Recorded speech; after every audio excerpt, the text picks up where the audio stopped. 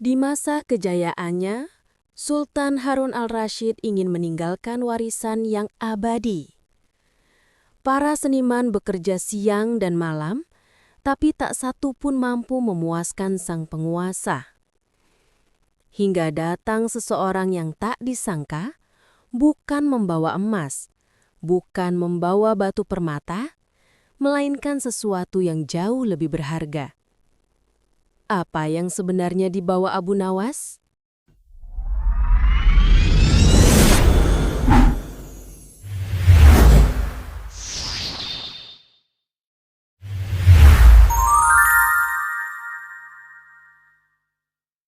Di masa kejayaan Baghdad, Sultan Harun al-Rasyid mulai memikirkan tentang warisan yang akan ia tinggalkan bagi negerinya. Ia tak ingin sekadar dikenang sebagai raja kaya raya, tapi sebagai pemimpin yang meninggalkan jejak abadi. Warisan emas, begitu ia menyebutnya. Sesuatu yang akan membuat namanya dikenang selamanya. Maka, seluruh istana pun bersiap menyambut titah besar sang sultan.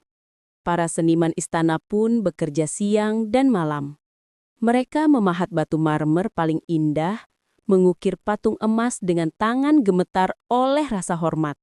Namun ketika patung-patung itu berdiri megah di hadapan sultan, ekspresi kagum yang diharapkan tak juga muncul. Satu persatu karya disingkirkan karena tak ada yang mampu menyentuh hati sang penguasa. Semuanya tampak megah, tapi kosong dari makna. Saat seluruh seniman hampir menyerah, datanglah seseorang dengan langkah santai, Abu Nawas. Tak membawa palu, tak membawa pahat, hanya senyum tenang yang khas dari wajahnya. Para menteri berbisik, sebagian menahan tawa, karena tak percaya seorang pelawak istana bisa menandingi para seniman hebat. Tapi Sultan, penasaran, memberi Abu Nawas kesempatan untuk bicara. "Paduka," kata Abu Nawas dengan lembut, "warisan sejati tidak terbuat dari emas atau permata."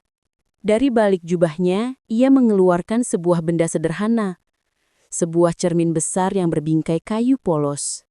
Para menteri tertawa pelan, menganggap Abu Nawas sedang bercanda. Namun Abu Nawas tidak bergeming. "Cermin ini," ujarnya, "adalah warisan yang akan membuat Paduka dikenang selamanya." Sultan menatap cermin itu dengan heran.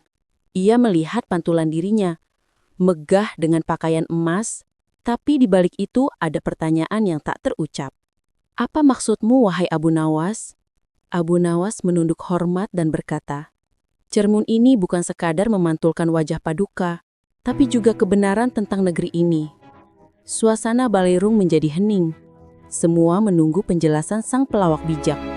Abu Nawas perlahan mengarahkan cermin itu ke jendela besar istana. Melalui pantulannya tampaklah wajah rakyat Baghdad. Anak-anak yang tertawa, pedagang yang tersenyum, dan petani yang pulang membawa hasil panen. "Inilah, Paduka," ucap Abu Nawas, "warisan sejati dari seorang raja. Kemuliaan Paduka hidup dalam kebahagiaan rakyat yang tersenyum." Sultan menatap pantulan itu lama dan hatinya mulai luluh. Apalah artinya patung emas yang berdiri kaku jika rakyat hidup dalam kesedihan dan ketakutan? Namun jika mereka bahagia, itu berarti nama Paduka telah hidup di hati mereka.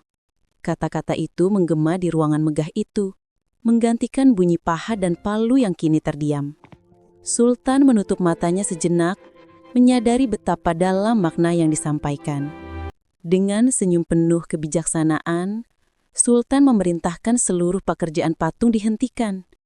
Ia memanggil semua seniman, bukan untuk menghukum, melainkan untuk merayakan perubahan baru. Mulai hari ini, titah Sultan.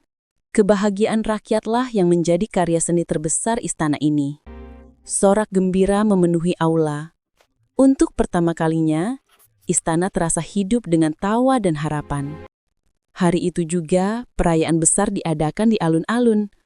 Anak-anak berlarian, para pedagang membagikan roti dan madu, dan para seniman memainkan musik di bawah langit Baghdad yang cerah. Dari balkon istana, Sultan dan Abu Nawas berdiri berdampingan, tersenyum menyaksikan kebahagiaan itu. Abu Nawas hanya menunduk pelan, sementara Sultan menatap rakyatnya dengan mata berkaca-kaca. Sejak hari itu, nama Sultan Harun al-Rashid dikenang bukan karena patung megah, tapi karena kebahagiaan yang ia ciptakan. Cermin itu tetap disimpan di istana, bukan sebagai hiasan, melainkan sebagai pengingat bahwa warisan sejati adalah senyum di wajah rakyatnya. Dan di sisi cermin itu, selalu ada nama Abu Nawas, sang pelawak yang mengajarkan makna abadi dari kebijaksanaan. Jangan lupa untuk subscribe untuk melihat kelanjutan ceritanya dan cerita lainnya.